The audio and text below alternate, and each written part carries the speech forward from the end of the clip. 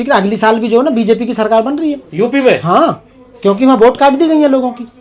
मैं आपके चैनल के माध्यम से बता रहा हूँ, मैं उत्तर प्रदेश का गौतम बुद्ध नगर का रहने वाला हूँ। मेरे परिवार में 7 वोट है और सारे के सातों एडवोकेट है, सातों की वोट काट दी, मेरी खुद की वोट काट दी है। मेरे छोटे से गांव में 1200 वोटों में से 350 वोट एससी जाटवों की वोट काट दी है। तो सारे गाँव में कटी है, तो इसका मतलब है कि हम वोट नहीं डाल पाएंगे वहां।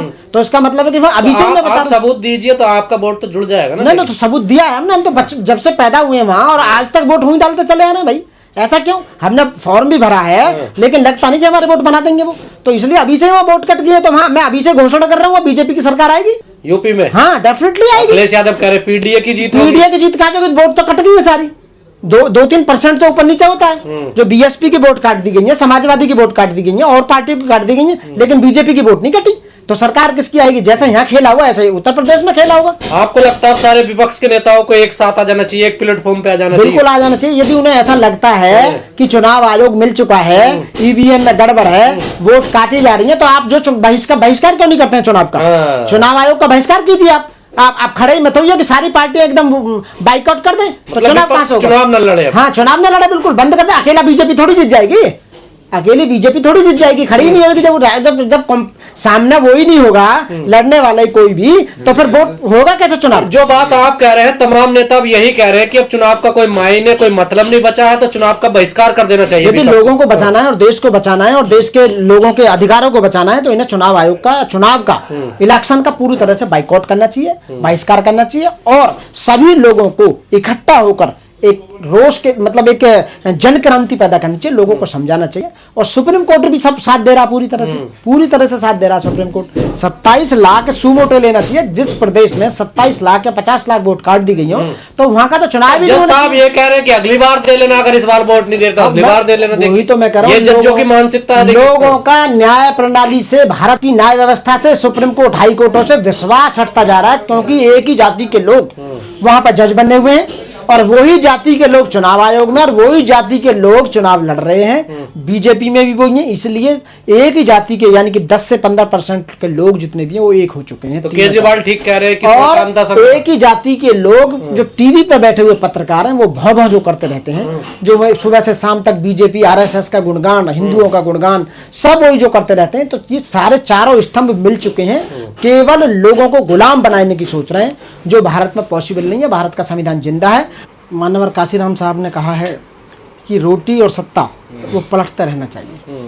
यदि रोटी नहीं पलटोगे तो रोटी जल जाएगी और सत्ता को नहीं बदलोगे तो वो अहंकारी हो जाएगी। वहाँ लोकतंत्र खत्म हो जाएगा और संविधान भी वॉयलेट होगा। तो 15 साल से वहाँ दीदी की सरकार थी। 15 साल में क्या डेवलपमेंट हुआ वहाँ के लोगों को अच्छी तरह पता है। उन्होंने 3 बार मौका दिया बहन जी उनको, ममता दीदी को डेवलपमेंट करने का, और अब की बार बीजेपी वालों को दिया, क्योंकि बीजेपी वाले पीछे भी पिछली उसमें भी उन्होंने बहुत मेहनत की थी। तो ऐसा रीजन नहीं है कि लोग जो है एक साथ बदल देते हैं, टाइम लगता है, वेट करते हैं। अब जैसे कि अब पूरा देश जो है ना वो बीजेपी को 15 साल से देख रहा है। ममता दीदी आरोप लगा रही है कि गड़बड़ हुई है चुनाव में। अब देखो, भी लगता है ऐसा हुआ है? हमें भी हो सकता है, क्योंकि वो आशंका ऐसा लगाई जा रही है कि रिकॉर्ड पे बता रहे हैं कि 27 लाख वोट खत्म। हाँ, वो तो 27 लाख लोगों का जो वोट है वो वोट नहीं डाल पाए। तो एसआईआर हुआ ना, एसआईआर के थ्रू। तो अब मेरे को लगता है 27 लाख नहीं, बल्कि मेरे को लगता है कि करोड़ों के आसपास होगा ये मामला, जो देखने में लगता है मुझे। ये जितना जो किया गया है, चुनाव आयोग जो निष्पक्ष नहीं है, बिल्कुल भी इंडिपेंडेंट नहीं है, क्योंकि चुनाव आयोग वो ही बात करता है जो बीजेपी सरकार बात करती है। तो ये तो विपक्ष आरोप लगाए रहा कि कॉम्प्रोमाइज हो गया है। बिल्कुल 100% है, ये सही बात है। क्योंकि मैं रियली बता रहा हूँ कि इन्होंने जो वोट चोरी की जो बात हो रही है, लोग जो आरोप लगा रहे हैं कि वोट चोरी हो रही है या ईवीएम में गड़बड़ है, तो देखो ईवीएम में गड़बड़ करने की जरूरत ही नहीं है। यदि आप विपक्ष के वोट काट दोगे, उनके वोट काट दोगे और अपने वोट सलामत है, तो वो यदि ईमानदारी से भी वोटिंग होती है तो भी जीत जाएगी, क्योंकि 1-2% का ऊपर नीचे होता है हमेशा। ये एनालिसिस। विपक्ष के जो आरोप है सही लगते हैं आपको, या विपक्ष चुनाव नहीं लड़ पा रहा? तो विपक्ष जो है अपनी भूमिका सही नहीं निभा पा रहा है, ना सेंटर में निभा पा रहा है, ना स्टेट में निभा पा रहा है। विपक्ष पूरी तरह से मेहनत नहीं कर रहा है और दोष देता है और चीजों को। विपक्ष को मैं इस मामले में मैं कहना चाहूंगा कि उसे अपनी भूमिका निभानी चाहिए थी पूरी तरह से। क्या सो रही थी दीदी ममता बनर्जी, सो रही थी क्या? उन्हें दिखाई नहीं दे रहा था कि पिछली बार भी उन्होंने कोशिश की थी, तो अब की बार वोटरों को आप कैसे इन्फ्लुएंस करेंगे अपने वोटरों को? उनको क्या सुविधाएं देंगे? अपनी वोट बचाई नहीं गई उन पर, तो जब वोट SIR के थ्रू काटी जा रही थी तभी उन्हें करना चाहिए था जो कुछ पता है। लोगों का आरोप लगाना हर स्टेट में, ये जो कहते हैं लोग दिल्ली में देखो केजरीवाल को, यानी कि सिटिंग, पहली बार ऐसा हुआ किसी सिटिंग CM को जेल भेजा गया है, उनके नेताओं को जेल भेजा गया, और यहाँ उनकी जो छवि को धूमिल करके और यहाँ सत्ता बनाने का काम किया गया। लेकिन बाद में कोर्ट ने उन्हें क्लीन चिट दे दी। नहीं, जितनी मेहनत से बीजेपी चुनाव लड़ती है, क्या विपक्ष भी इतनी मेहनत से लड़ता है? नहीं, बिल्कुल नहीं लड़ता। वो सत्ता में रहते हुए भी इतनी मेहनत करते हैं, रात दिन डोर टू डोर जाके एक एक वोट का आकलन, एक एक वोट का कैलकुलेशन उनके पास होता है, एक एक जाति का और धर्म का, संप्रदाय का, क्षेत्र का, एरिया का, एक एक वोटर का, बूथ का, एक एक आदमी को वो जानते हैं। और वो ये भी जानते हैं कि कौन सा वोटर किसको वोट देगा, किस पार्टी को वोट देगा। उनका देखो कितनी मेहनत के साथ है, उनका एक एनालिसिस होता है किस एरिया में कितनी वोट है और वो क्या है। ये विपक्ष इस बात में ध्यान ही नहीं देता, सत्ता के नशे में ये ध्यान ही नहीं देते कि हम दोबारा आएंगे, ऐसा नहीं होता है। वो एक एक वोट का एनालिसिस करते हैं। राहुल गांधी कह रहे हैं अगर बीजेपी को कोई हरा सकता तो वो कांग्रेस हरा सकती है सिर्फ। अब देखो राहुल गांधी जी क्या कह रहे हैं, या हर आदमी यही कह रहा है। ऐसा तो अखिलेश यादव भी कह रहे हैं उत्तर प्रदेश में कोई हरा सकता है तो बीजेपी को अखिलेश यादव साइकिल वाले हरा सकते हैं। हमारी बहन कुमारी मायावती जी, हमें ऐसा लगता है कि यदि बहन जी को वोट दी जाए तो बहन जी ऐसी सत्ता में आएंगी दोबारा, और ऐसा राज तो पूरी इंडिया में किसी के ना रहा जैसे बहन जी का रहा, बसपा का रहा। भाई 2007 से 2012 का जो आप देखेंगे उनका जो राज है, उनका जो वो था बहुत बढ़िया था, ऐसा आज तक किसी नेता ने किया ही नहीं। तो ये बीजेपी जो ध्रुवीकरण करती है हिंदू मुस्लिम जो करती है, क्या उसमें सफल हो रही है? बिल्कुल हो रही है, 100% हो रही है। और वो उसमें अशिक्षित लोग बहुत जल्दी प्रभाव में आ जाते हैं। जो बंगाल के CM बने उन्होंने कहा कि अब सबका साथ सबका विकास नहीं होगा, अभी हिंदुओं का विकास होगा। ये सब गलत है। ये इस तरह की स्पीच देना गलत है। यदि इस तरह की स्पीच कोई देता है कि हिंदुओं का विकास होगा तो वो केवल वोट का लॉलीपॉप है, अपने वोट बैंक को बचाए रखने के लिए, ताकि हिंदू उन्हें लगातार वोट देता रहे। हिंदू में मैंने कौन है? हिंदू जो है ना, हिंदू वो नहीं है जो कहने वाले हिंदू नहीं है। हिंदू तो OBC है, जो देश का 52% OBC है, वो इन्हें ऑक्सीजन दे रहा है, इन्हें खाद्य पानी दे रहा है, उसी की बदौलत है। जो बीजेपी को वोट देना है, यदि वो वोट देना बंद कर दे तो बीजेपी अपना फाड़ जाएगी। तुम EVM में कितनी गड़बड़बाजी कर लेना, कुछ भी कर लेना। तो क्या विपक्ष को सीखना चाहिए बीजेपी से? बिल्कुल सीखना चाहिए। और मैं खासकर आपके चैनल के माध्यम से मैं कहना चाहता हूँ कि विपक्ष को अपनी भूमिका निभानी चाहिए, उन्हें पूरी तरह से आकलन करना चाहिए और चुनाव में अपनी जो ना पूरी मेहनत लगानी चाहिए और ईमानदार लोगों को वहाँ लेके आना चाहिए। और इसके साथ साथ उन्हें कैडर देना चाहिए। दूसरी बात यह है कि उन्हें ध्यान रखना चाहिए कि चुनाव आयोग क्या गड़बड़बाजी कर रहा है, क्या नहीं कर रहा है। वोट यहाँ जो वोट का अधिकार है ना, वो किसने दिया था? बाबा साहब ने दिलवाया था, राइट टू वोट का जो अधिकार था। तो संविधान का वायलेट हो रहा है। एक तरफ तो आप संविधान ये जो बंगाल में सरकार बनी है, ये हिंदू राज चलाएगी या फिर संविधान राज चलेगा? नहीं, देखो ये तो सब बकवास करते हैं। जहाँ भी इस देश में संवैधानिक व्यवस्था है और यहाँ पूरी दुनिया का सबसे बड़ा लोकतंत्र है। बाबा साहब ने जो संविधान बनाया, जो हमारे संविधान निर्माताओं ने जो रात दिन मेहनत करके 2 साल 11 महीने 18 दिन रात दिन मेहनत करके जो बनाया था, उसी के आधार शपथ लेते हैं, उसी के आधार चलते हैं। सब न्याय व्यवस्था, इम्प्लीमेंटेशन, सब कुछ विधायी का सब संविधान के द्वारा चलते हैं। ये केवल खामोखा की बकवास करते हैं कि हिंदू ये हो जाएगा, ये हो जाएगा, हिंदुओं का राज चलेगा, मुस्लिमों का ही कर देंगे। कुछ नहीं, केवल वोट लेने का वो है। अनपढ़ लोग इस बात को समझ नहीं पा रहे हैं। देश का डेवलपमेंट बिल्कुल नहीं हो रहा है इन बातों से। आप देख लो इंटरनेशनल लेवल पर हमारे देश की छवि कितनी नीचे आ चुकी है। युवाओं का चेहरा मुरझाया हुआ है। शिक्षा लेने के बाद नौकरी नहीं मिल रही, रोजगार नहीं मिल रहा, क्योंकि इंसान का जो वो है ना श्रृंगार, वो रोजगार होता है। बच्चे एमटेक बच्चे 20-20, 15-15 हज़ार रुपये में काम कर रहे हैं जिस देश के अंदर।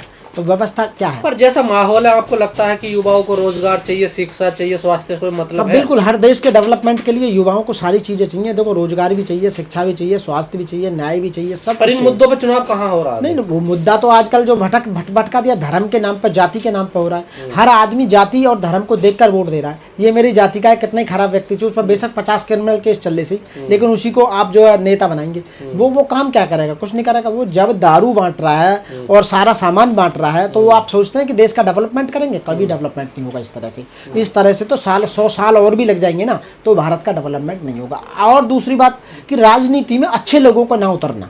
जो अच्छे लोग हैं वो बचते हैं, वो डरते हैं, ठीक है, वो डरते हैं और उन्हें लाया भी नहीं जाता। यदि लाने की कोशिश भी करते हैं तो उन्हें रोक देते हैं। तो अच्छे लोगों का ना आना, एक वो है मुद्रा, उसमें ग्रेशम का नियम है कि जो बुरी मुद्रा है वो अच्छी मुद्रा को चलन से बाहर कर देती है।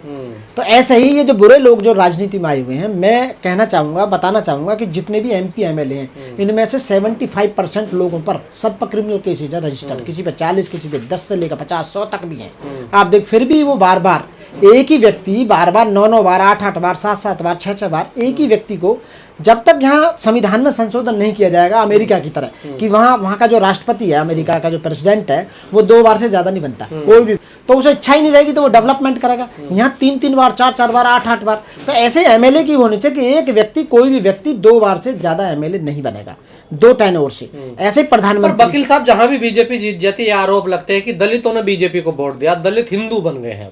नहीं, देखो, वोट किसने दिया, क्या दिया, बात ये नहीं है, बात ये नहीं है, बात ये कि नहीं, दलित वोट दे रहा बीजेपी को। क्या देखना ये है कि जो वोट दे रहे हैं क्या उनका वास्तव में सुधार हो रहा है, क्या उनका डेवलपमेंट हो रहा है, क्या वो जो वादे की करके जो सरकार आई वो वादे निभाए गए, तो अगली बार को फिर क्यों वोट कर रहे हैं आप। देश को उजाड़ा जा रहा है, देश को मतलब इतना कमजोर कर दिया है, यहाँ के जो संसाधन हैं वो चंद लोगों के हाथ में सिमट कर रह गए। 85% लोगों के हिस्से में 10% चीजें हैं और 10-15% लोगों के हिस्से में 90% चीजें हैं। तो जो बंटवारा है आय के साधनों का, संसाधनों का, नेचुरल रिसोर्सेजों का, जमीन जायदाद का, तो ये जो बंटवारा है कि एक आदमी गरीब बने हुए है और एक आदमी अमीर होता जा रहा है। एक व्यक्ति की 7 पुश्तें लगातार बैठ के खा सकती हैं और एक आदमी के पास 7 महीने के लिए खाने के लिए अनाज नहीं। तो इस देश में जो खाई पटी हुई अमीर की, जब तक ये समानता लेवल पर नहीं आएगी, अंतिम पंक्ति में खड़ा हुआ व्यक्ति को जब तक पूरी समानता और समरसता, भाईचारा, न्याय, उसे अवसर की क्षमता वो नहीं मिलेगी, जो हमारा संविधान की जो प्रियम्बल जो कहती है, हम भारत के लोगों को, भारत को संपूर्ण प्रभुत्व संपन्न समाजवादी राज्य बनाने के लिए तथा उनको अवसर, समानता, न्याय और भाईचारा, भारत की और राष्ट्र की एकता और अनेकता को सुनिश्चित रखने के लिए हम जो ये जो वादा किया है, ये जब तक लास्ट व्यक्ति तक नहीं पहुंचेगा तब तक ऐसे ही चलता रहेगा। वकील साहब, आपको लगता है जिस प्रकार बीजेपी जीत रही है लगातार 22-23 राज्यों में उसकी सरकार हो गई है, क्या विपक्ष हरा पाएगा बीजेपी को? नहीं, बिल्कुल हरा सकता है, बिल्कुल हरा सकता है यदि लोग एक हो जाएं।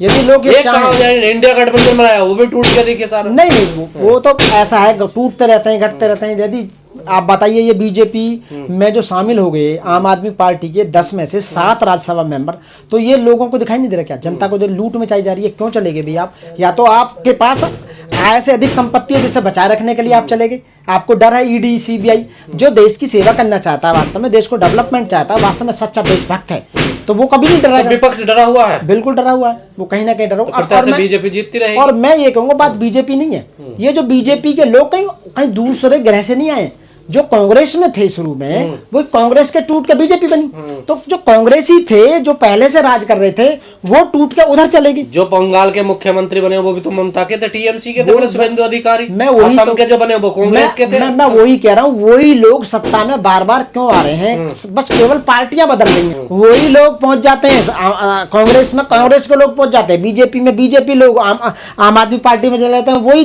दूसरी डिफरेंट पार्टियों में जा रहे हैं, राज फिर के वही करते रहते हैं, अपने माल को बचाए रखने के लिए, अपने अस्तित्व को बनाए, बेईमानी के जो उन्होंने बेईमानी करके जो पैसा कमाया है कहीं ना कहीं, उसको छिपाए बचाए रखने के लिए, जेल ना जाने के डर की वजह से।